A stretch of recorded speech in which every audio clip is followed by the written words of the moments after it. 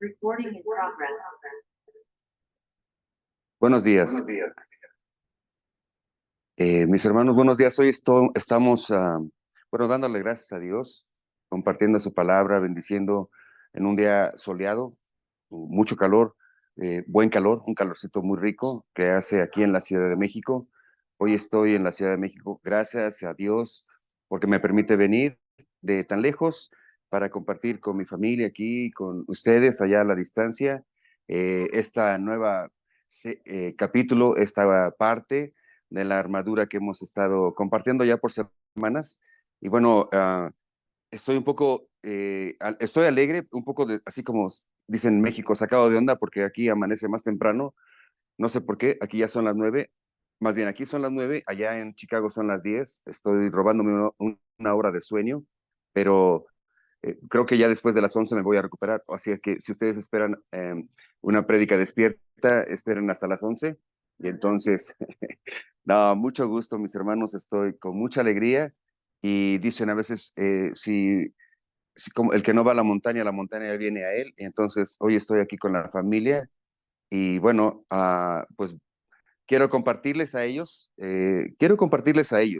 a los que puedan escuchar, por qué hacemos este esfuerzo cada semana, por qué hay mi amiga, bueno, mi amiga, mi hija, mi esposa y mis hijos y todos se preparan y llegan a la casa y hoy, por ejemplo, están ayudándome a que todo sea lo técnico, esté listo para que ustedes puedan disfrutar a la distancia esto, ¿no? Que estamos haciendo, pero sobre todo que pueda llegar allá a la distancia la bendición de escuchar lo que Dios tiene para cada uno de nosotros.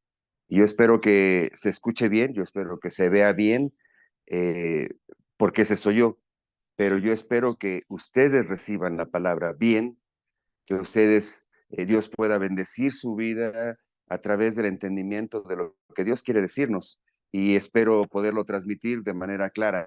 Y por eso quiero orar para que sea Dios el que nos guíe a toda verdad, el que cuide este ambiente y el que abra el corazón de quien tiene que escuchar hoy la buena nueva de que el día de salvación es hoy, siempre es hoy. El día de salvación está listo en esta temporada, en este tiempo, estamos en la época de la gracia y dice que todo aquel que se arrepiente, todo aquel que viene a los pies del Señor, Dios no lo rechaza, Dios no rechaza a nadie. Dice el Evangelio de Juan, capítulo 3, versículo 17, que Jesucristo no vino al mundo para condenar al mundo, sino para que el mundo sea salvo por él. No hay ninguna condenación en Cristo. Cristo murió por nuestros pecados. Cristo hizo su obra, hizo su ministerio, nos habló del reino de Dios, nos compartió y dejó a través de sus discípulos y a través del Espíritu Santo esto que llamamos la Biblia.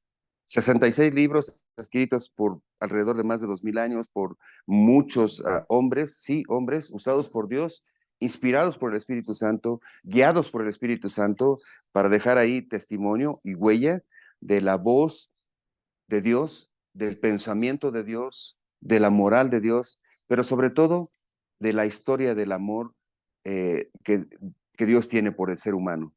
Esa historia que en un principio se rompió allá en el Edén, pero que Dios planeó desde la eternidad hasta la eternidad a través de este ministerio de nuestro Señor Jesús, de su obra, de su vida y de su resurrección. Y la resurrección es lo que nos da esperanza. Así es que, como introducción, quiero decirles que estamos estudiando el libro de la carta a los Efesios. Estamos en el capítulo 6. En el capítulo 6, versículos del 14 en adelante, del 10 en adelante, y donde Pablo nos exhorta, nos anima y nos deja los recursos para vivir una vida eh, segura, no una vida que satisfaga nuestras expectativas de lo que es ser cristiano, pero una vida que nos tenga, que nos dé salvación, que nos dé armonía en este tiempo, en este momento, en este mundo. La armadura del Espíritu, la armadura de Dios, la armadura que debe vestir todo cristiano. Eso es de lo que estamos hablando. La armadura del cristiano. ¿Qué es una armadura? Bueno, pues una armadura, Pablo, en ese tiempo tenía como imagen a los soldados romanos que se vestían con toda una estructura, toda una serie de elementos que los dejaba listos para la batalla. Y bueno, históricamente sabemos que el Imperio Romano, el ejército romano, el soldado romano, como muchos otros soldados que hubo en la historia, pero específicamente este que Pablo tuvo oportunidad de ver de primera mano, de observar, de verlos de cerca, de tal vez de comunicarse y convivir con algunos de ellos, sabía lo que representaba un soldado. Un soldado romano era lo más alto en el ejército, era el concepto más alto de guerra, el concepto más alto de victoria, porque era un equipo, un ejército que estaba altamente entrenado, altamente adiestrado, eh, no solo con sus armas, sino en el campo, de tal manera que se convertían en una muralla, se convertían en una ola que arrasaba con aquel pueblo al que querían dominar. Así es que lo que representaba un soldado, lo que veía Pablo en un soldado, era un hombre que estaba listo para combatir, para luchar y para ir más allá, ¿no? Contra cualquier enemigo, porque estaban preparados contra cualquier enemigo. Esas luchas eran cuerpo a cuerpo, hombre a hombre, mano a mano. Tenían que estar no solo preparados físicamente, sino con un vestuario adecuado. Y esa es la armadura. La armadura son 6 elementos que nos describe el capítulo 6 de Efesios. Pablo hace énfasis en estos 6 elementos, de los cuales ya vimos. El primero decía estar ceñidos con el cinturón de justicia, de verdad. Y ese cinturón lo que representa es un compromiso con la verdad, un compromiso a estar en el lado correcto. Un compromiso a decir, bueno, soy cristiano, quiero vivir como cristiano. ¿Y qué es ser cristiano? Bueno, cristiano simplemente significa alguien que hemos aceptado a Cristo como nuestro Señor y Salvador. Ahorita voy a hablar un poco de eso, pero cristiano es alguien que se identifica con Cristo. Así es que el que se identifica con Cristo, pues tiene que ponerse la playera de cristiano. No puedes, por ejemplo, jugar en un equipo ya medio profesional, por ejemplo, y llegar con una playera de otro color. Normalmente o te sacan o no te dejan jugar, porque no traes la playera del equipo. Incluso a veces no traes las calcetas del equipo, del color, y también a veces te dejan fuera, ¿no? Entonces, el cinturón de la verdad significa compromiso, compromiso con verdaderamente querer vivir como cristiano. Ahora, el compromiso no quiere decir que seas un excelente cristiano.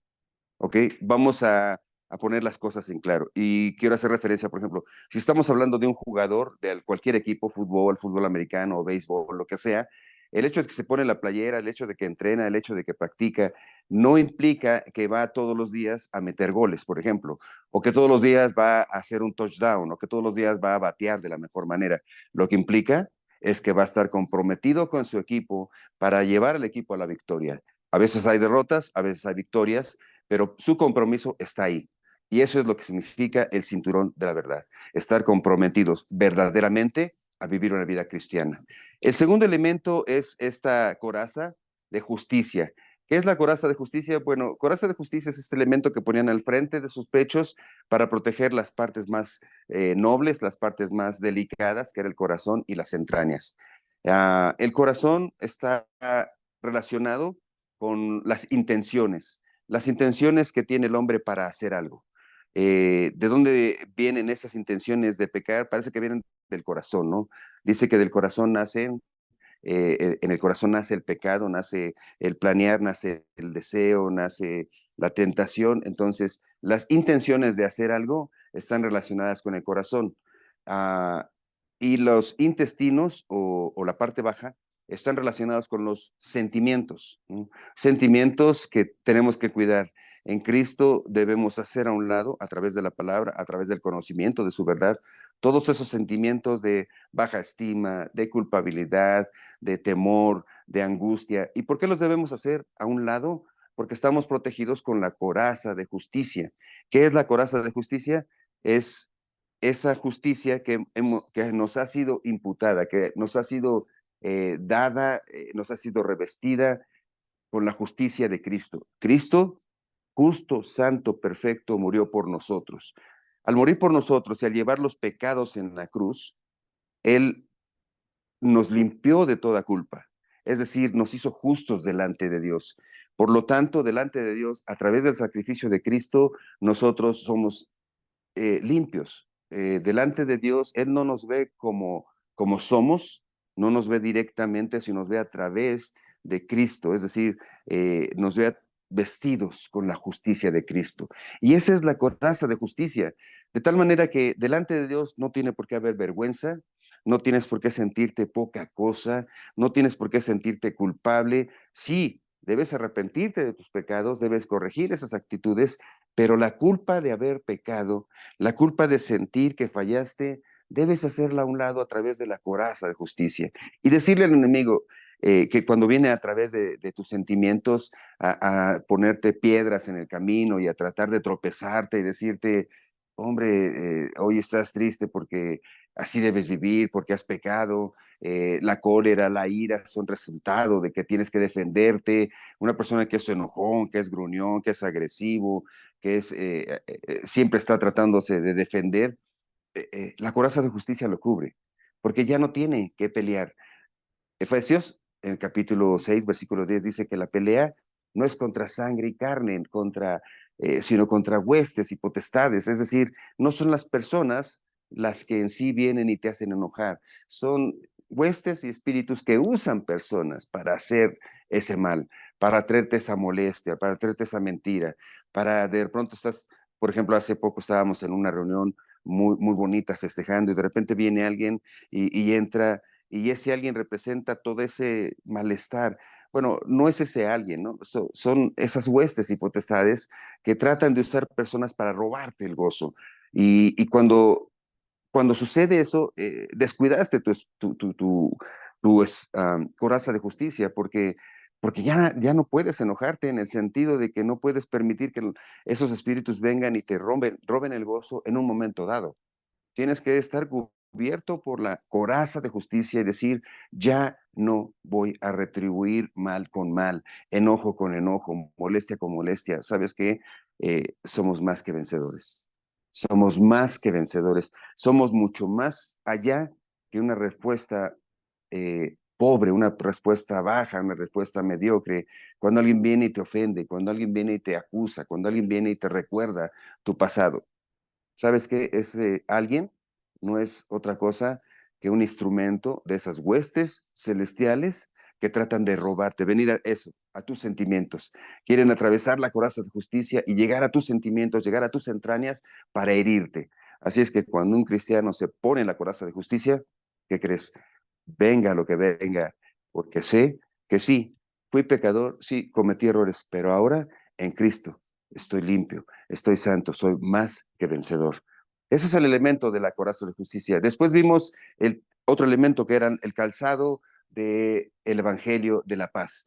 Y hablamos, y quiero decir muy claramente, que el calzado del Evangelio de la Paz, del que habla Pablo en Efesios capítulo 6, no es aquel calzado o aquellos pies que habla Isaías, donde dice, benditos los pies de aquellos que predican el Evangelio.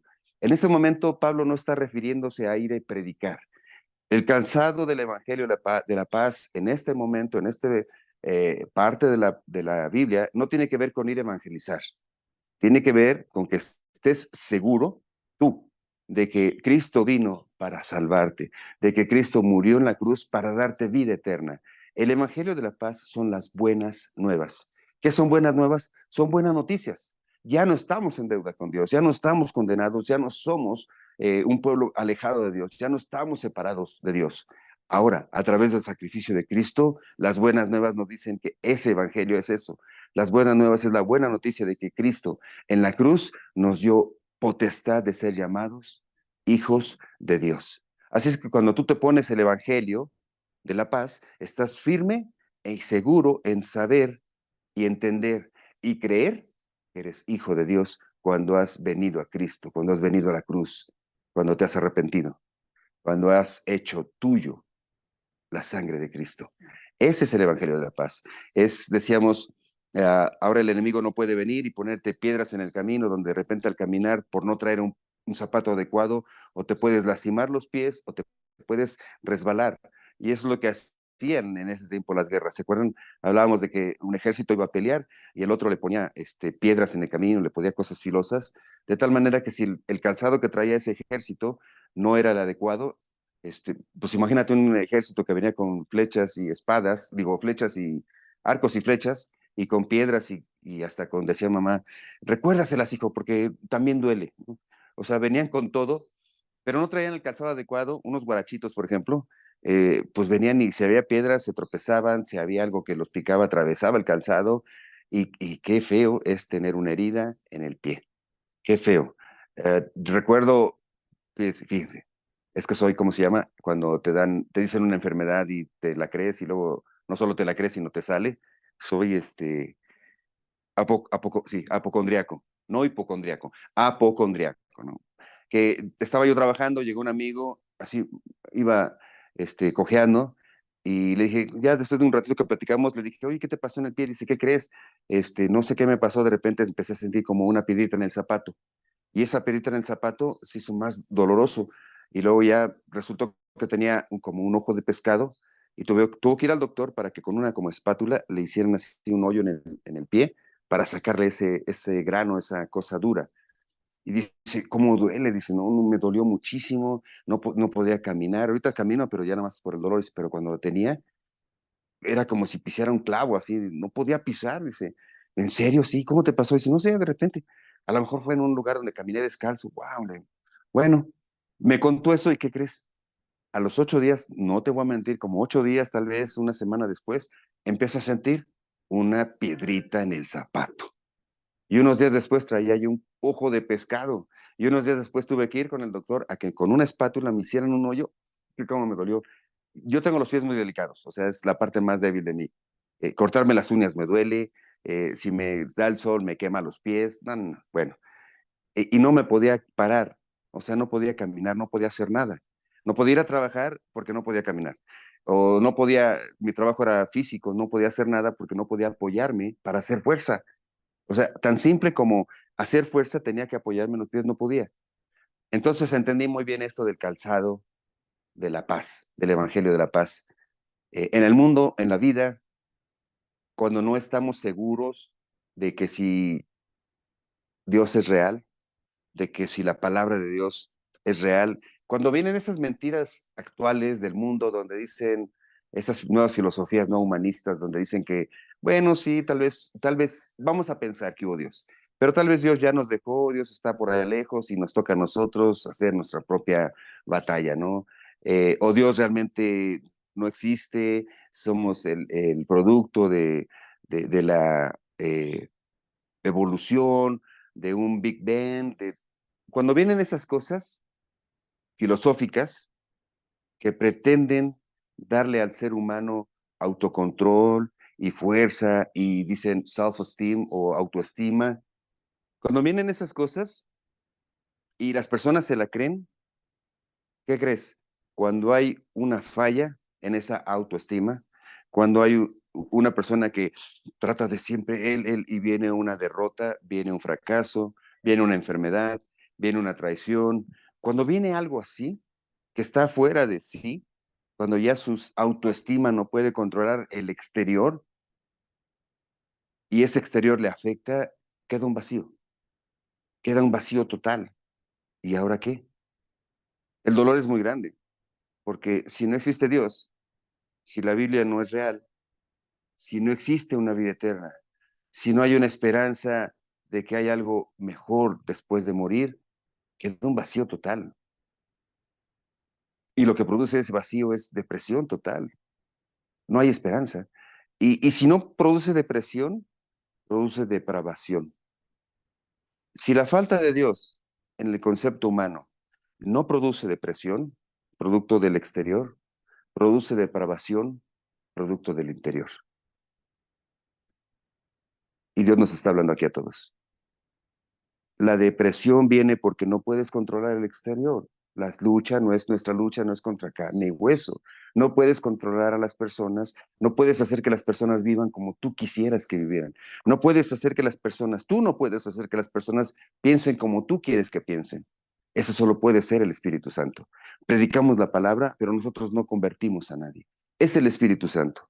Así es que la ausencia de Dios a las personas que no creen en Dios, que no creen en Cristo, deja una depresión total, porque están expuestos a este mundo donde hay espíritus y huestes de maldad que lo único que quieren es arrasar.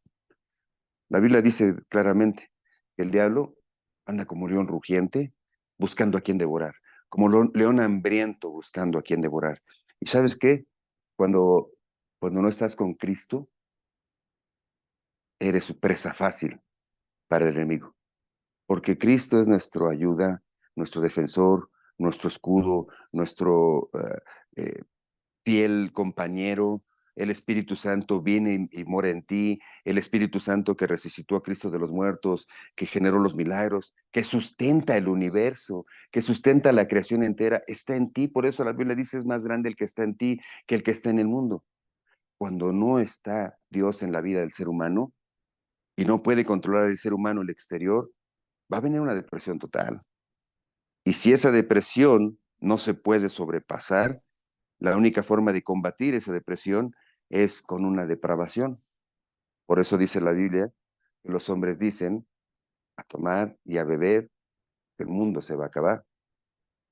Por eso viene, vive la vida. La vida solo es una, vívela en plenitud. No te niegues nada. Y lo vemos ahora. No se niega nada el mundo. Si tú caminas por las calles, y ayer que caminaba por las calles de la Ciudad de México, venía platicando con mi sobrina y le venía explicando un poco por qué la depravación y por qué el pecado y por qué necesitamos a Cristo. Y le decía, si tú leyeras Romanos, capítulo 1, versículos del 18 en adelante, estarías, si lo lees y ves el mundo, pensarías que estás leyendo el periódico de hoy, ¿no? Porque dice ahí que el hombre, eh, viendo la magnitud, la grandeza del Señor, no adoraron a Dios como a Dios, sino que lo rechazaron. Porque lo de Dios se conoce, dice, porque lo que de Dios se conoce se manifestó, pues Dios lo manifestó. Porque las cosas invisibles de Él, su eterno poder, su deidad, se hacen claramente visibles desde la creación del mundo, siendo estas entendidas por medio de las cosas hechas, de modo que no tienen excusa. No hay excusa para pensar que hay un creador, que hay un ser poderoso que creó este universo, que lo sustenta. Dice siguiendo Romanos capítulo 1, que el hombre rechazó a Dios y al rechazar a Dios se, se quedó envanecido y Dios los entregó a sus bajas pasiones. Y entonces el hombre olvidó, dice, el uso normal de la mujer el uso normal de la mujer, y se entregaron a pasiones. Y venía yo hablando con mi sobrina y le digo, mujer con mujer, y volteo, y había una mujer con mujer, sentadas, abrazándose y dándose besos. Y le digo, y hombre con hombre, ¿y qué crees? Había un hombre con hombre dándose. Y me dice mi sobrina, dice, hasta parece que te los pusieron ahí para que me fueras explicando. Eh, y no es eso, es que el mundo está en decadencia cuando Dios no se proclama, cuando Dios no está en la vida de las personas. Eh, Así es que cuando tú no estás seguro de que existe Dios, cuando no estás parado firme en la verdad del Evangelio de la Paz, donde dice que sí, estábamos condenados, pero sí, Dios nos amó tanto que envió a su Hijo, y verdaderamente Cristo murió en la cruz y verdaderamente Cristo resucitó. Cuando no estás plantado en eso, pues hay que olvidar el dolor y viene la depravación. Por eso debemos calzar, perdón, el evangelio de la paz, estar parados, firmes, que ninguna piedra, nada te hiera la seguridad de plantarte frente al enemigo y resistir y luchar cuando haya que luchar y resistir cuando haya que resistir. Ya tienes el escudo, el cinturón que habla de un compromiso, de una verdad, de querer vivir verdaderamente, como que es querer vivir, anhelar vivir, buscar vivir verdaderamente como cristiano. Queda la coraza donde te protege sus sentimientos para que no vengan emociones traicioneras ni acusaciones. Cubre tu corazón para que tus anhelos, tus intenciones no sean perversas, sino que estén protegidas por la coraza de justicia, y tus intenciones ya no sean malignas, ya no sean de doble ánimo, ya no sea que hagas algo para conseguir algo, sino sean justas, limpias, directas, como Dios ha sido directo. Tienes el calzado del Evangelio de la Paz. La semana pasada hablábamos del escudo, el escudo de la fe, el escudo que te podía, a través de la fe, detener todos esos dardos del enemigo que vienen y que lanza, son dardos de fuego, de mentiras que viene y te lanza. Tú levantas el escudo de la fe y crees en Dios y crees que Dios existe y crees que Dios es real, y entonces a través de ese escudo apagas todas esas mentiras donde vino la noticia de que acaban de encontrar la tumba de Cristo. Estaba viendo en Facebook, lo abrí, y la gran noticia, encontraron la verdadera tumba de Cristo, y está la fotografía de un ataúd de oro, porque supuestamente la enterraron, y hay muchas personas y científicos alrededor tomándose la foto, y digo, a ver, vamos a nada más hacer una pregunta. ¿En ese tiempo usaban ataúdes? ¿Hace 2000 años usaban ataúdes? Por favor. O sea, y sacan un ataúd de oro. O sea, no dice la Biblia y no dice la historia que a Jesucristo lo crucificaron en la cruz y que Jesucristo era carpintero. Digo, ¿de dónde un carpintero va a sacar, las familiares de un carpintero, dinero para hacer un ataúd de oro?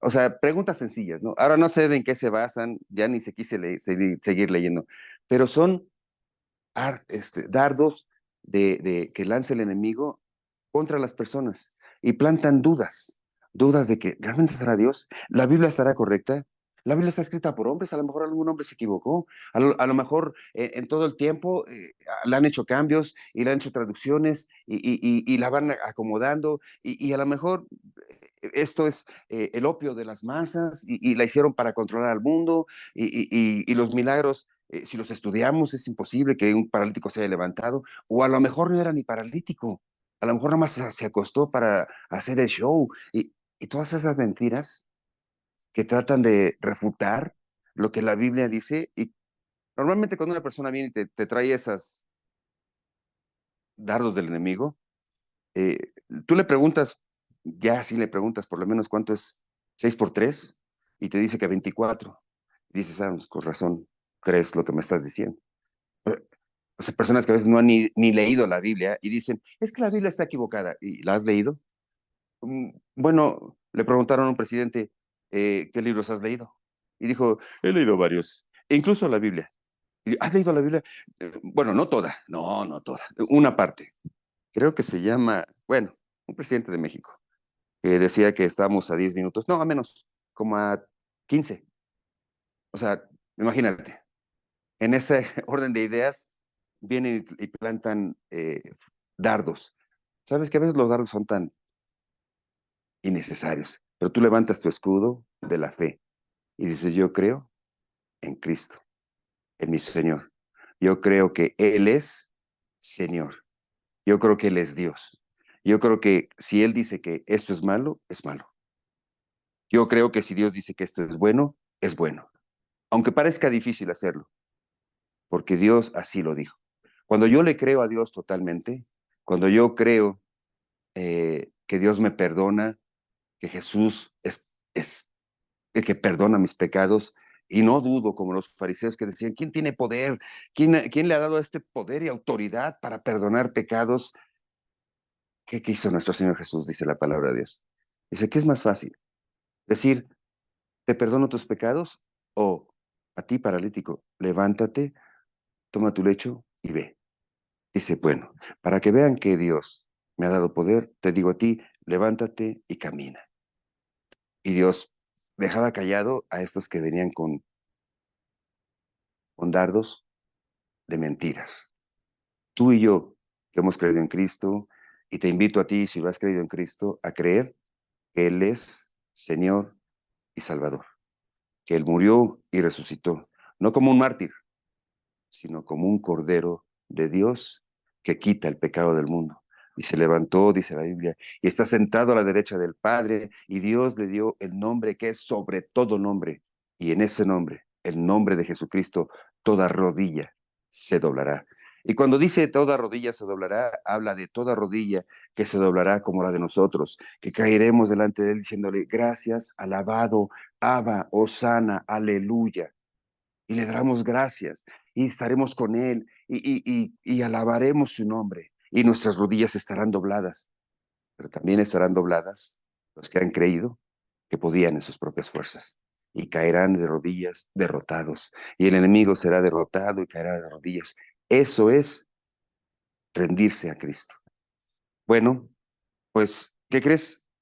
Que se me está yendo el tiempo y quiero hablarte del quinto elemento, el casco, el yelmo de la salvación. Esto es muy importante. El casco, el yelmo de la salvación. Un casco cubre la cabeza, no cubre los pies, no cubre la mano.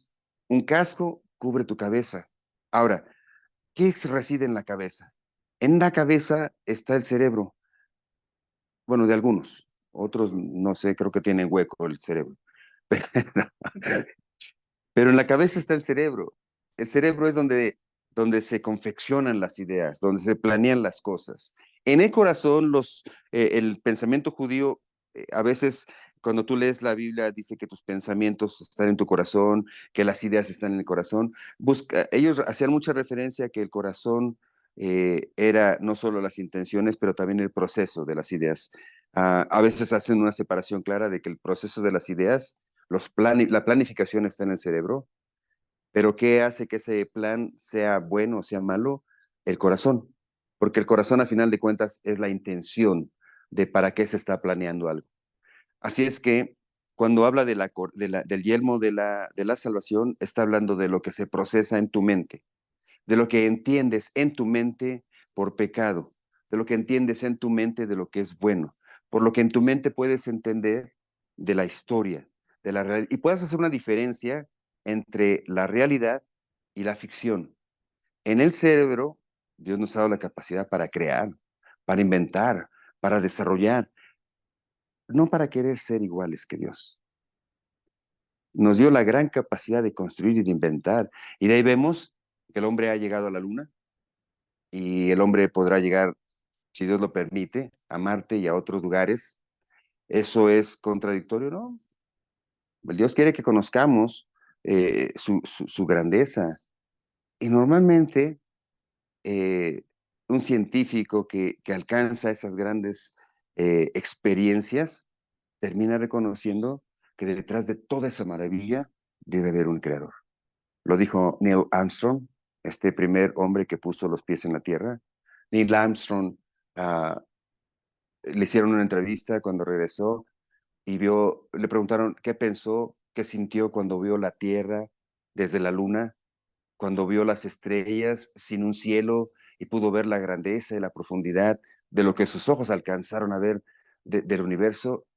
Y él, sus palabras, las puedes ver en su biografía, dijo, yo estuve seguro que esto solo lo pudo haber creado Dios. Alguien que se esforzó, que su cerebro le dio para entrenarse, para hacer cuentas, para hacer números, para calcular, llegar allá y cuando vio, no sé si puedas entender eso, cuando vio la Tierra desde la Luna, cuando dijo, este es un paso para el hombre, pero un gran paso un gran salto para la humanidad, podía haber dicho, lo hemos logrado, pero la magnitud del universo lo trajo a su realidad y dijo, todo esto solo pudo haber sido creado por Dios, por un ser súper, súper grande. Bueno, pues el casco de la salvación quiere proteger tus pensamientos acerca de tu seguridad en Cristo. Te voy a decir que la salvación es el hecho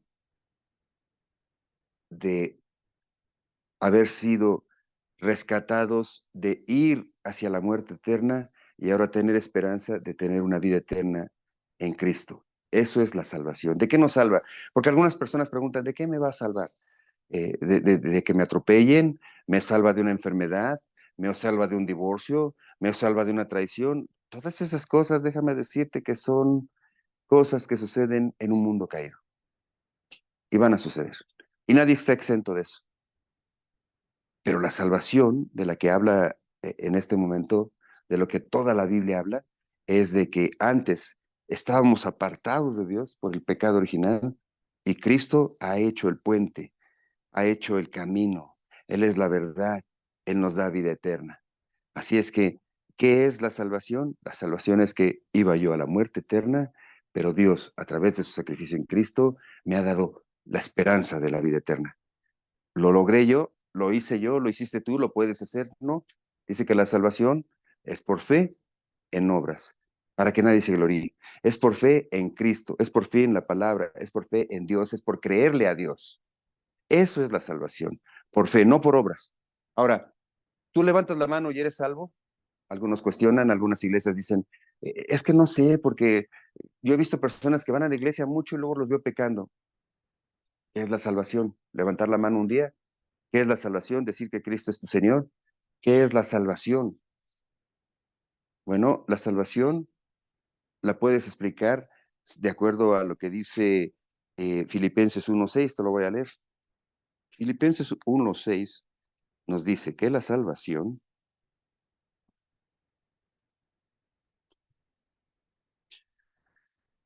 estando persuadidos, dice, de esto, del que comenzó en vosotros la obra, la perfeccionará hasta el día de Jesucristo. En este versículo quiero que veas tres tiempos: pasado, presente y futuro.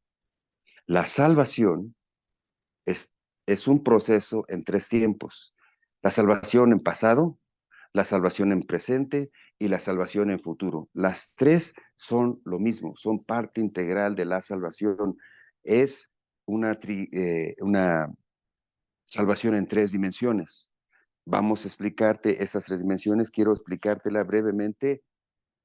Esas tres dimensiones, sí tengo tiempo, si Dios me lo permite, tenía que darte toda esta introducción para que pudiéramos llegar al concepto de la salvación, porque sí, te pones el cinturón de la verdad, y es un compromiso de verdad, de vivir como Cristo, pero ¿qué crees? Esta vida a veces nos traiciona y estás comprometido, pero como todo jugador, un día o te lastimas o un día simplemente no puedes ir. ¿Eso quiere decir que dejaste de ser jugador? No, quiere decir que tuviste un impredecible, ¿no? Eh, Te pones la coraza de justicia y ya tus emociones y tus sentimientos están protegidos. Pero un día, ¿qué crees? Amaneces, comiste algo y te dolió y te enfermaste del estómago y tus intestinos están mal. Es como que un día aceptaste una palabra, ese día conviviste con alguien, te relacionaste en un ambiente que te enfermó, te dejó un mal sabor de boca, te produjo dolor, te produjo coraje, te produjo odio. ¿Sabes qué? Hijo, yo quería estar protegido y que mis emociones no fueran lastimadas, pero alguien me traicionó y me enojé tanto que quise, dice, imponerle manos. ¿Quiere decir que entonces perdí mi salvación? ¿Porque pequé, porque ofendí? ¡Wow! ¿Sabes qué? Estoy firme con el calzado del Evangelio de la Paz, estoy firme y seguro, pero de pronto viene algo que me dice, no sé si realmente soy salvo, no sé si realmente soy parte del ejército. Ok, te tropezaste. Eso, pierdo mi salvación. Bueno, por eso hay que entender la salvación en esas tres dimensiones: presente, pasado y futuro. Déjame, si estás haciendo notas, decirte que la salvación está dividida en tres partes. Salvación en pasado es que Dios nos libra. Bueno, ponle así: salvación en pasado, pago de la deuda. La deuda está pagada. Salvación en presente, santificación.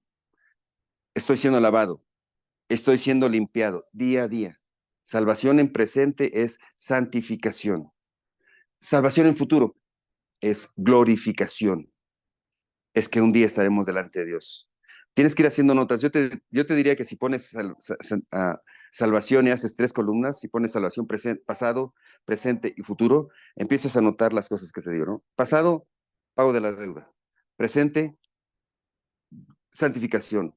Futuro, glorificación. Te voy a hablar de pasado. Salvación pasado, dijimos, salvación en el pasado es pago. Salvación en presente es santificación o lavado. Salvación en futuro, glorificación. ¿sale? Salvación en pasado. Nos libra del pago. Ya no tenemos deuda con Dios. ¿Qué significa? Bueno, que cuando Cristo murió en la cruz por el perdón de nuestros pecados, Cristo llevó consigo a la cruz todos tus pecados, pasados, presentes y futuros. Todos tus pecados están en la cruz. Eso significa que cuando tú aceptas a Cristo como tu Señor y Salvador, aceptas que Él viene así, como un gran Señor. Y, y teníamos una deuda muy grande, ¿verdad? Por tus pecados, una deuda muy grande con Dios. Para poner un ejemplo, debíamos al banco miles de millones de dólares, miles de millones de dólares. Ni en toda tu vida ibas a, bueno, ni ganándote la lotería podías pagar. Pero viene Cristo como el gran Señor y escribe un cheque y dice, su deuda está pagada. Así hayan sido 100, hayan sido millones, su deuda está pagada. Ya no estás en deuda con Dios. La salvación en pasado quiere decir que cuando tú vienes a Cristo, ya no le debes a Dios. Estás en paz con Dios. ¿Qué quiere decir? Que me puedo volver a endeudar. Eh, Estás en paz con Dios. A Dios se le puede ofender muchas veces, pero todas esas ofensas han sido pagadas por Cristo en la cruz. A veces me cuesta trabajo entender eso. Me cuesta trabajo entender cómo Dios, que conoce toda la eternidad, de eternidad hasta eternidad, que me conoce y me ve de alguna manera en pasado, en presente y en futuro, que conoce mis pecados, que conoce los que estoy cometiendo, que conoce los que cometeré. Aún así, la sangre de Cristo me lava. Es algo que no comprendo, pero por fe, si la palabra lo dice, lo creo. Y dice que todos mis pecados han sido lavados a él, ahí en la cruz, y que ya no tengo deuda con mi Señor. Es decir, la salvación en el pasado me libra del pago de la deuda que tenía por los pecados con Dios. ¿Cómo es eso? Bueno, ¿cómo llego a eso? Dice la palabra de Dios que por cuanto todos pecamos y estamos destituidos de la gloria de Dios, todos hemos pecado, dice la palabra de Dios.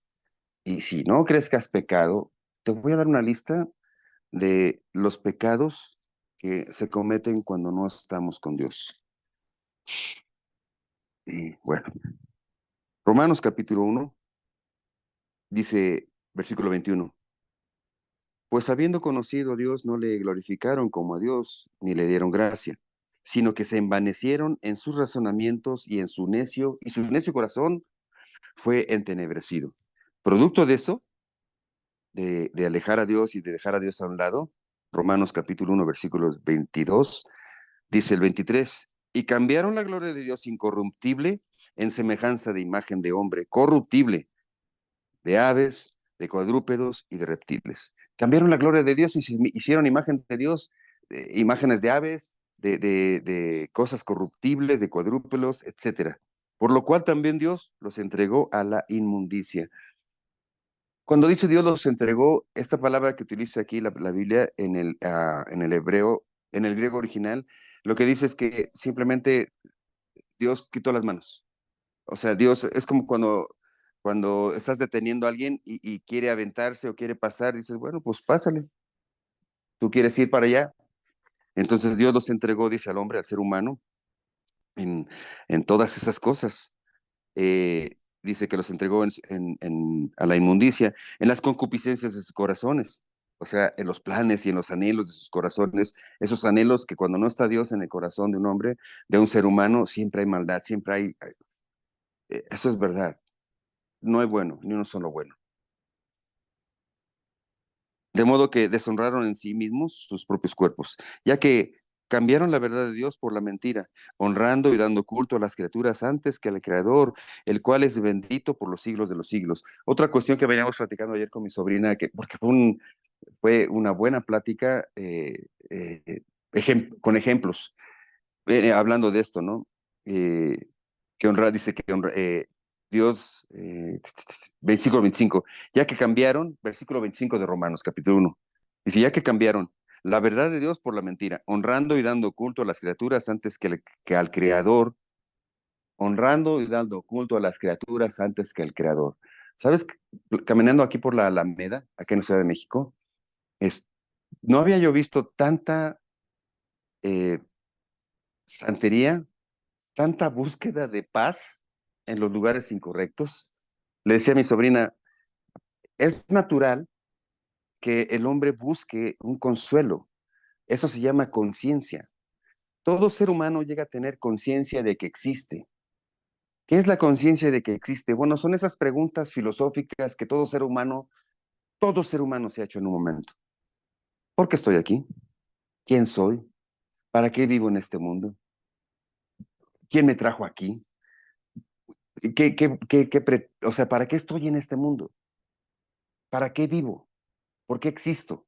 Bueno, esas preguntas existenciales se responden obviamente a través de la palabra, pero cuando esas preguntas existenciales se buscan en cualquier otro lugar, pues lo más que se logra hacer es honrar, dice la palabra de Dios, a animales, a cosas muertas y buscar en esas cosas muertas algo, ¿no? Eh, Veníamos caminando por la Alameda y bueno, había, no sé, pues no sé, ni te puedo decir, pero así dabas 10 pasos y estaba un puesto y otro puesto y otro puesto de unos cuates vestidos, unos como calaveras, otros como indios, otros con cascabeles, y decía ahí los letreros que tenían, se dan limpias para el estado mental. ¿Te sientes triste? ¿Te sientes deprimido? Ven, te podemos sacar los malos espíritus.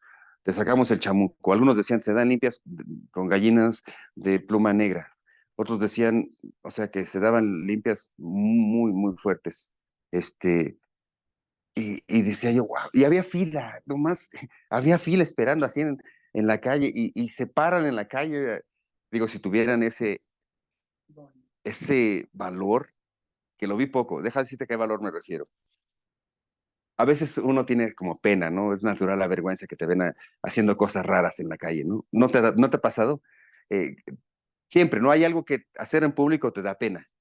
Bueno, pues imagínate que te paras y te quedas en una limpia y entonces estás formado, pásele, y nada más avanzas unos pasitos, te pones así, levante las manos, ponen las manos así y empieza el brujo, el chamán o lo que sea, así con unas piedras y unas cachetadas y hojas de pirul y luego pasa el incienso alrededor. Las personas están así y había mucho, mucho, mucho y no les daba pena porque andaban buscando respuesta a esas preguntas existenciales, ¿no? Y digo, si tuvieran ese valor de ponerse así en la calle, haciendo ese show y, y, y, y declarar eso, solo vi llegando al Zócalo 3 personas, 3 hombres, predicando el Evangelio.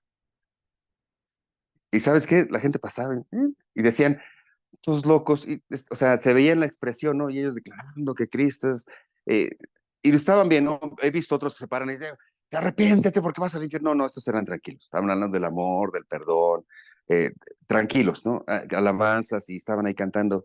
Nadie los pelaba, nadie les preguntaba, pero ellos no tenían vergüenza de hacer eso. Y dije, si nada más hubiera la mitad de todos los que vi formados haciéndose limpias, estuvieran aquí, otro gallo cantaría. Predicar la verdad del eterno, la verdad de que realmente se puede salvar, cambia el mundo. Pero a veces, ah, dice aquí, se ciega el pensamiento, Dios nos entrega al hombre a sus perversiones y terminan haciendo cosas como la que decía a mi sobrina, hombres con hombres. Y tú puedes seguir leyendo Romanos del 25, 26, dice, por eso Dios los entregó a pasiones vergonzosas, pues aún sus mujeres cambiaron el uso natural que es contra la naturaleza, de igual modo también los hombres, dejando el uso natural de la mujer, se encendieron, dice, en lascivia unos con otros, cometiendo hechos vergonzosos, hombres con hombres, y recibiendo en sí mismo la retribución debido a su extravío. Y como ellos no aprobaron tener en cuenta a Dios, Dios los entregó a alguna mente reprobada para hacer cosas que no convienen. Y dices, uy, yo nunca he hecho eso, ¿no? Bueno, hay otros que no han pecado tan feo, que no han robado, que no han matado, y dicen, ¿de qué me quieren salvar? Yo no he hecho esas cosas que han hecho esa gente. Yo no mato, yo no robo. Pues sí, pero dejas a un lado a Dios, ¿no? Hay otros que piensan, bueno, trato de filosofar y de encontrar respuestas. La salvación es que el hombre sin Dios va a una muerte eterna. Así es que dice la palabra de Dios que aunque estábamos muertos en nuestros delitos y pecados, Cristo murió por nosotros. También dice Romanos capítulo 10 que con la boca se confiesa para salvación, que con la boca se confiesa para salvación. Eso es interesante porque tiene que ser una declaración pública. Se peca públicamente, entonces se debe declarar públicamente que hemos olvidado, hemos dejado eso, ¿no?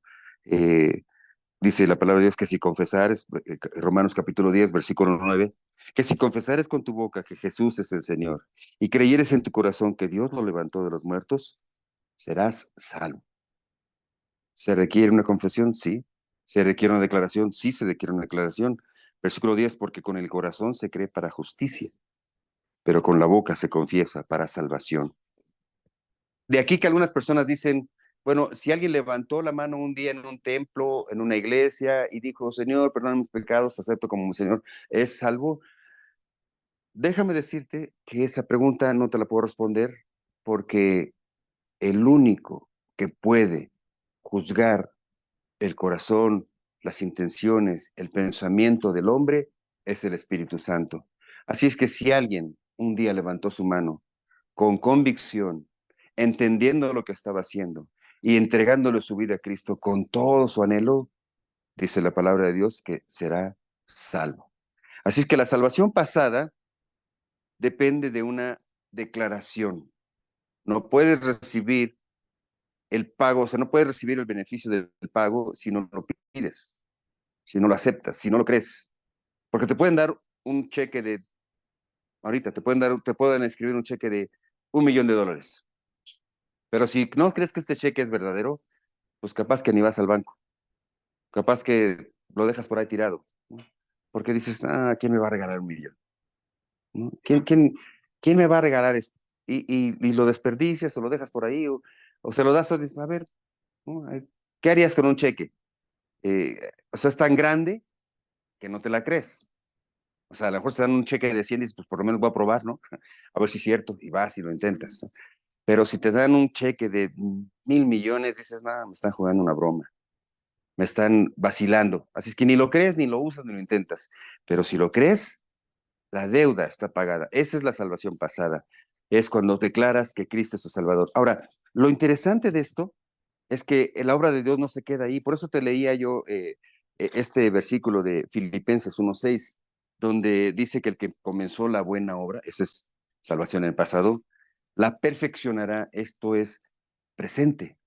Él, Cristo, a través del Espíritu Santo, nos va perfeccionando. La salvación presente te libra del poder del pecado. Salvación pasada, tu deuda está pagada. Salvación presente, el pecado sigue estando en ti, dice que el pecado mora en nosotros, que mientras estemos en este cuerpo, la concupiscencia y la tendencia al pecado va a estar ahí. De ahí que te digo que aunque te pones el cinturón de la verdad, a veces fallas, que si te pones la coraza de justicia, a veces te sientes mal, a veces tienes malos pensamientos, que si te pones el calzado, a veces te tropiezas, que si te pones el escudo, a veces no lo levantas a tiempo. Esto significa una vida diaria en lucha. Como te decía, un jugador que entra al partido de fútbol no está obligado a meter goles todos los partidos. O sea, está obligado porque para eso está contratado. Está obligado porque es su función, pero no todos los días va a meter goles. La salvación presente es esta lucha diaria que tú y yo tenemos para estar en armonía con Dios.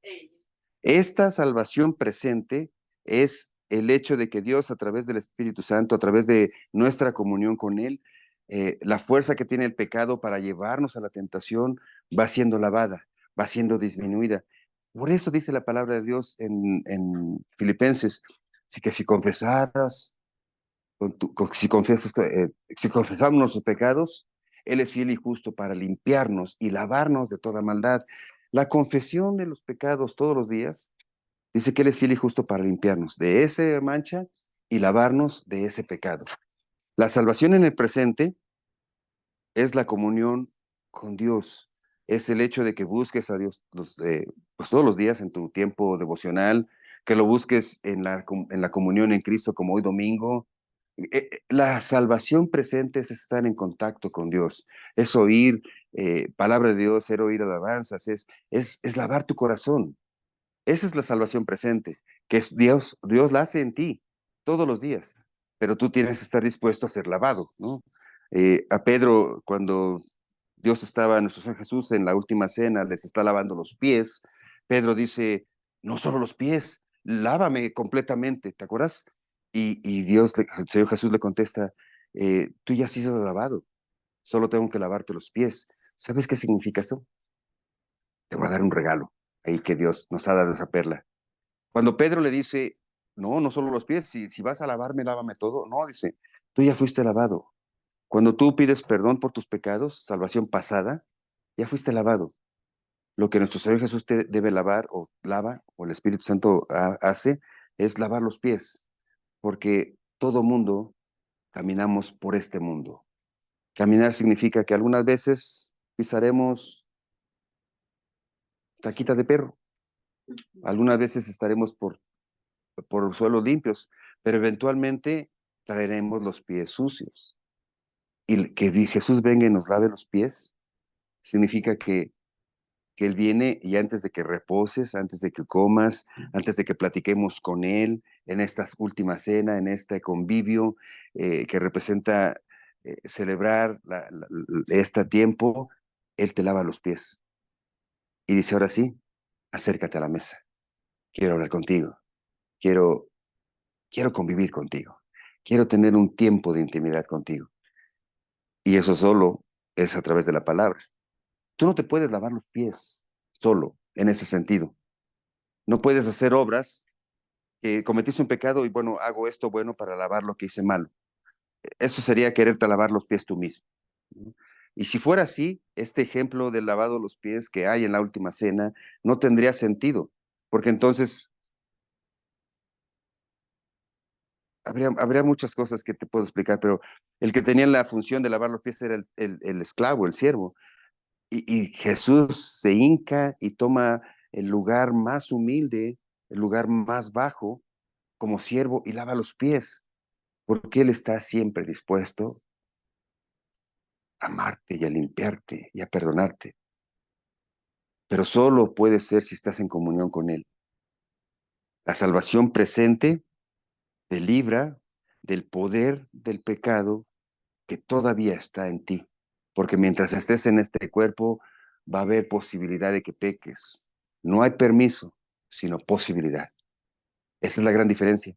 No es que ahora ya soy salvo y puedo hacer lo que quiera, ¿no? Como decían algunos estos gnósticos al principio, ya una filosofía que existió 30 años después de que nuestro Señor Jesús murió, el gnosticismo que ahora está surgiendo, dice, bueno, en esencia, si el espíritu y el alma es lo que se va a ir al cielo, pues eso es bueno, está limpio, y entonces lo único que se ensucia es el cuerpo, pero el alma está limpia. Y los gnósticos decían, si el alma está limpia y el cuerpo lo que se ensucia, pues hago con el cuerpo lo que quiera, al fin mi alma está limpia, ¿no? Entonces se podían tirar a pecados y a rebeliones y hacer lo que querían porque decían, el cuerpo no importa, porque tu alma está limpia. Esa filosofía es ahora muy moderna también, ¿no? Donde dicen que predican esto de que el cuerpo en sí es algo que va a quedar en este mundo y el alma es lo que va a ir a la eternidad, entonces lo que hagas con este mundo se queda en este mundo, etcétera, etcétera. Pero pierden el sentido de que sí, este cuerpo nos fue creado, nos fue dado por Dios para mostrar su gloria y su imagen y su belleza. En el Génesis dijo que Dios hizo al hombre a imagen y semejanza de él. No quiere decir que Dios es como nosotros en alma y cuerpo. Dice que somos a imagen de él. Tenemos la capacidad de crear, perdón. Tenemos la capacidad de construir, la capacidad de planear, como Dios creó el universo, como Dios sustenta el universo, como Dios hizo realidad el universo. A eso se refiere. Ahora, la salvación presente es esta de cuando estás en comunión con Dios, tampoco quiero que exageres, ¿no? No es que me voy a un monasterio y estoy en comunión con Dios. Es una vida diaria. Estás trabajando, todos trabajamos. Estás construyendo, todos construimos. Pero tener en tu corazón la clara identidad de que Cristo es tu Señor, ¿no? Es difícil estar en un ambiente sucio. A veces yo, por ejemplo, en el trabajo que tenía con el dealer, pues hay mecánicos y no todos son salvos, y hay pintores y hay esto, ¿no? Y ponían de repente música que a veces yo la quitaba, pero legalmente no puedes, por cuestiones legales, hacer esto de ponerles una música para que ellos oigan, etcétera. Pero a veces ponían narcocorridos y no ponían estas, ¿cómo se llaman? Estas canciones de ¿cómo se llaman? Rap, el rap, todas las canciones que ponían, y de repente yo andaba tarareando, ¿no? Esas canciones, y estoy en el rincón de una cantina, y dije, espérate, no, cálmate, cálmate, no estoy. Porque si te descuidas, te envuelves en el mundo, ¿no?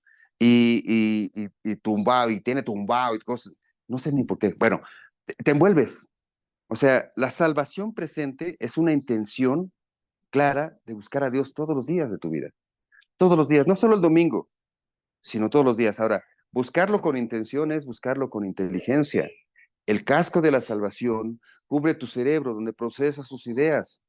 La Biblia la tienes que leer y entender. No solo es escuchar. Mira, escuchar, te puedo contar mentiras. Te puedo poner un versículo bíblico para sustentar esa mentira. Y te puedo construir toda una teología mentirosa sustentada en verdades bíblicas. Esas son las falsas doctrinas. Las falsas doctrinas, las sectas, están basadas en verdades bíblicas, pero hechas para manipular al hombre. De tal manera que a lo que me refiero con salvación presente es, tienes que estar atento, tienes que tener la intención intelectual, la intelección mental de buscar a Dios con sabiduría. ¿Por qué crees? ¿Por qué? ¿Por qué crees cuando le preguntaron a Dios, a Jesús, cuál es el mandamiento más grande? Dijo, amarás a Dios con todo tu corazón, con toda tu mente y con todas tus fuerzas. Tres cosas. Con todo tu corazón, que son las intenciones de tu corazón, con toda tu mente, es decir, de manera intelectual, de manera procesada, de manera entendida, y con todas tus fuerzas que son acciones, o sea, acciones que agraden a Dios, acciones que revelen que tú estás en armonía con Dios. Salvación pasada te libra de la deuda que tenemos con Dios, todos tenemos deuda con Dios. Esta deuda ha sido pagada en la cruz. Tenemos salvación porque Cristo ya pagó por nuestros pecados en la cruz. Salvación presente es santificación. Buscamos la santificación, somos santos. La palabra santo significa apartados, apartados para Dios. No es que somos santos porque somos buenos, sino porque somos apartados. Entonces, santificación es dejar que Dios nos lave y nos limpie de pecado y de toda maldad. ¿Cómo? A través de su palabra. Y por último, la salvación futura. Escríbele ahí glorificación. ¿Qué significa glorificación? Significa haber muerto. La salvación futura la tendremos el día que mueras. Tendremos cuerpos glorificados. La salvación futura nos libra de la presencia del pecado. Mientras estés vivo, tendrás cuerpo y tendrás tendencia al pecado. El día que muramos, esa separación nos va a llevar a la glorificación. Ya seremos como Dios en el sentido eterno, en el sentido espiritual. La salvación futura, el día que mueras, se completa la salvación. Ya no hay presencia de pecado en nosotros y hay una glorificación. La glorificación nos va a permitir ver las cosas como Dios las ve. Dice la palabra de Dios que veremos como Dios nos ve, como Dios ve las cosas, como Dios ve el mundo. Ese concepto a mí me ha dado mucha tranquilidad. Tranquilidad porque dice en Apocalipsis y en Hebreos dice que está escrito para el hombre que muera una sola vez y después de esto el juicio. O sea, esto es claro y fue una lucha que hubo allá por el año 1500 con esto, cuando surgieron los protestantes con Martín Lutero. En ese tiempo se pensaba, se creó esto del lugar donde están las almas lavándose y purificándose para poder llegar al cielo, el purgatorio. Este concepto del purgatorio no es bíblico. La Biblia dice claramente que está escrito para el hombre que muere una sola vez y después de esto el juicio. No hay un lugar intermedio. Fue la gran lucha que hay en esta época. El purgatorio no existe. La salvación es en vida, es personal, es única y es en el tiempo en el que vives. No se puede salvar a alguien que ya murió. Ese es otro elemento que tenemos que... Dios tiene preparado y tiene estructurado una forma, pero nosotros no podemos hacer nada por eso. Si tu abuelita, tu abuelito murió sin declarar, sin aceptar a Cristo, Dios tendrá una estrategia. Yo confío en eso y sé porque Dios es amoroso y es misericordioso, pero yo no puedo hacer misas para sacar el alma de mi abuelita del purgatorio. No puedo pagar misas para sacar el alma de mi tío, de mi tía. No se puede. Pero en el tiempo en el que se creó esta ideología, ¿quién crees que ganó? Pues el que hacía las misas. El que hacía las misas, mira, ven, eh, si pagas esto, sale tu abuelito en 2 años. Ahora, si aumentas el pago, lo podemos reducir a que en un año nada más pase un año, así como pollito rostizándose, así, a fuego lento. Ahora, si das una mochada más grande, en un mes lo sacamos de ahí. ¿Cómo ves? Ahora, si me das tus tierras y tus ganados, ahorita mismo hago una misa y salen, así, ¡chum!, sale el alma de tu abuelito. Parece mentira, ¿verdad? Pero esa es la mentalidad que existe y que existió mucho tiempo. El purgatorio, la salvación solo se puede obtener a través del sacrificio de Cristo en la cruz. La salvación es personal, es una decisión personal que se hace en vida. ¿Qué es la salvación? Es la aceptación de que en mí hay pecado, de que no soy todos los días, todo momento bueno ni digno de estar delante de Dios. Y como no puedo resolver eso, Cristo lo resolvió. Dios lo resolvió a través de su Hijo Cristo muriendo en la cruz. Por eso dice la Biblia que Cristo es el Cordero de Dios que quita el pecado del mundo. Es el único que puede quitar el pecado del mundo. Cuando tú aceptas eso, tus pecados son cubiertos por la sangre de Cristo. Eres salvo en el pasado o salvación pasada.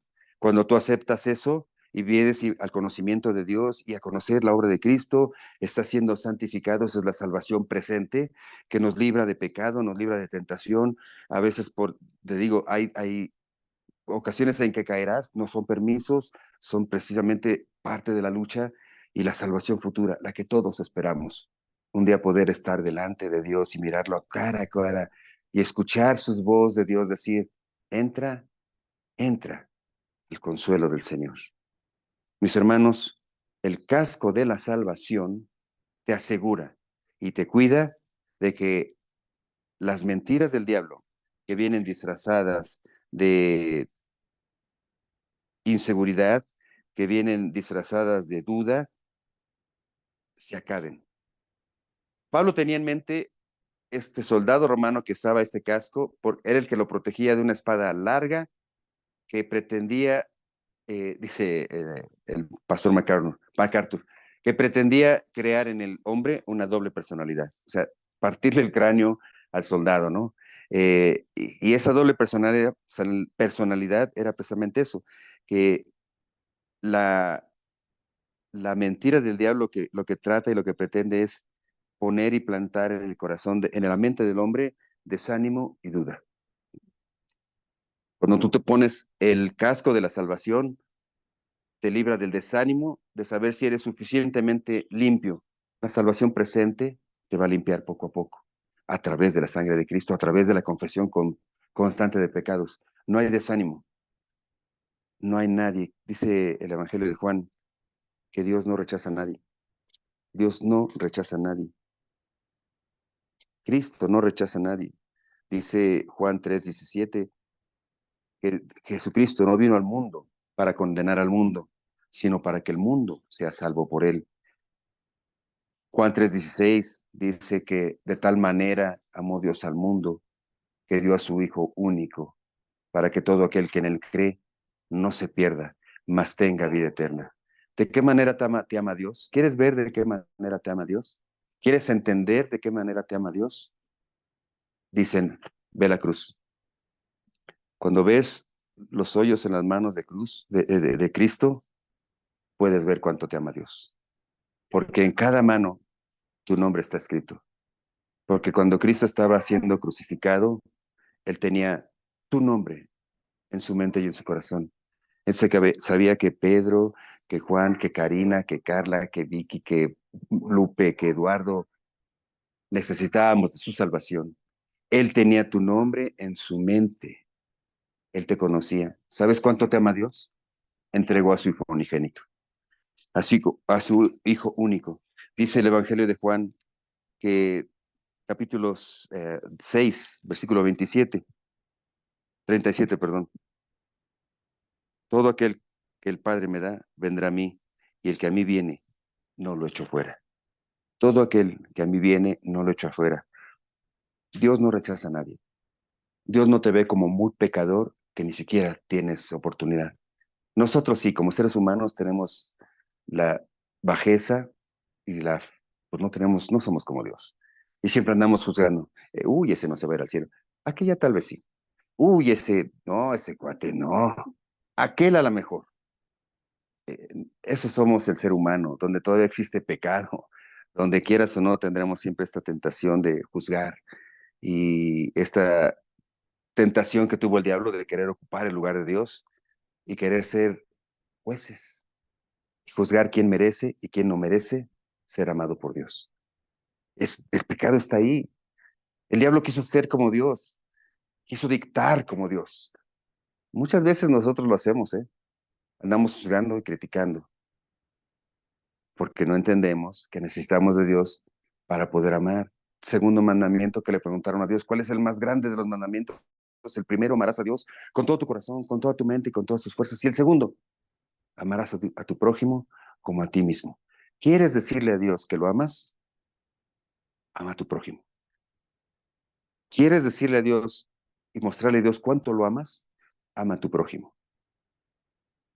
¿Quieres decirle a Dios cuánto lo amas? No des dinero, no des diezmos, no hagas obras de caridad, porque esas solo son vanidades. Ama a tu prójimo, porque a veces amar al prójimo cuesta, duele, pero la única voz que Dios escucha de que lo amas es cuando amas a tu prójimo. Así lo dijo mi Señor Jesús. Así es que tu seguridad, tu salvación está firme porque Cristo la compró, Cristo la pagó, Cristo la está construyendo a ti y si Cristo murió por ti, Él no te va a soltar. Por eso dice que ni la muerte, que ni la vida, que ni lo alto, ni lo profundo, ni ángeles, ni potestades, nada nos podrá apartar del amor de Dios que es en Cristo Jesús, Señor nuestro. Esa es la seguridad de tu salvación. Cuando tú portas esa armadura y caminas y obedeces y piensas y entiendes y buscas a Dios, tu mente va a cambiar. Ser cristiano no significa ponerte una playera y peinarte bonito y caminar al domingo con tu Biblia debajo del brazo e ir al servicio. Eso no es ser cristiano. Ser cristiano es vivir todos los días, entendiendo que todos los días necesito de Cristo, porque todos los días pudiera fallarle a mi Dios. Ser cristiano significa tener temor de hacer algo que ofenda a Dios.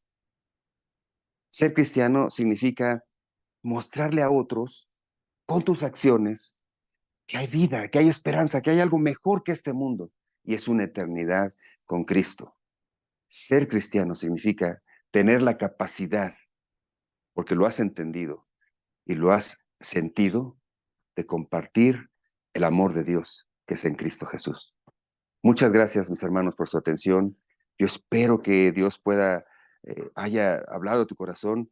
Y si tienes duda de lo que te acabo de decir, puedo decirte con toda seguridad, que si tú te olvidas de todo lo que te he dicho, si tú te olvidas de todo lo que te he dicho, pero haces esto y dices a Dios, Señor, yo entiendo que por mis propias obras, por mis propios actos, por más que yo quiera, no pudiera estar delante de ti porque tú eres santo, perfectamente justo, perfectamente digno, que no puede haber nada malo delante de ti, Señor. Yo entiendo eso, pero no he podido detener eso en mí. Pero acabo de comprender que tú, Señor Jesús, moriste en la cruz por mí. Acabo de escuchar eso y yo quiero, Señor, que ahora tú vengas a mi corazón y reines en él y me dictes la forma de que tú quieras que yo sea, Señor. Te entrego mi vida, te entrego mi alma, te entrego mi cuerpo, te entrego todo lo que soy, Señor. Ven tú y reina en mi corazón. Te recibo como mi Señor y Salvador. La palabra de Dios dice que si tú hiciste esto, hoy tu nombre está escrito en el libro de la vida y Él traerá luz a tu mente y la luz irá revelando lo que está mal. Sé valiente, porque cuando tú recibes a Dios y vienes a la palabra de Dios, es que la palabra de Dios es como un espejo, donde algunos nos vemos y no gustándoles lo que ven, se alejan. Sé valiente. Vas a empezar a ver cosas en ti que no le agradan a Dios, pero que Él ya perdonó.